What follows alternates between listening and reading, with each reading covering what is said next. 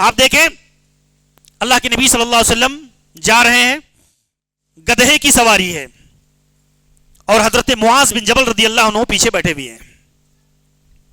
اللہ کے نبی صلی اللہ علیہ وسلم نے کہا یا معاذ، انہوں نے کہا لبیک و صادق یا رسول اللہ. اللہ کے نبی نے کہا یا معاذ، انہوں نے جواب دیا اللہ کے نبی یا معاذ اتدری ما حق اللہ علی العباد، اے معاذ کیا تم جانتے ہو کہ اللہ کا حق بندوں پر کیا ہے؟ آپ دیکھیں یہ عقیدے کا بنیادی مسئلہ ہے، صحیح بخاری کی روایت ہے اور اس پر علماء نے مستقل اس حدیث پر عقیدے کی کتابیں لکھی ہیں. اس حدیث کی تشریح میں اتنے بنیادی مسائل پر یہ ایک حدیث شامل ہے. آپ دیکھیں گے اللہ کے نبی صلی اللہ علیہ وسلم سفر میں ہیں، گدھے پر ہیں اور حضرت معاذ رضی اللہ عنہ کو جو ہے عقیدے کی تعلیم دے رہے ہیں.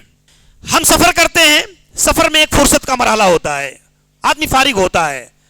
آپ کے سامنے اگر کوئی بیٹھا ہے تو وہ بھی فارغ ہی ہوتا ہے. اس کو دعوت کے لیے استعمال کریے، دعوت کے لیے اس کو استعمال کرنا چاہیے آدمی کو حکمت کے ساتھ پر.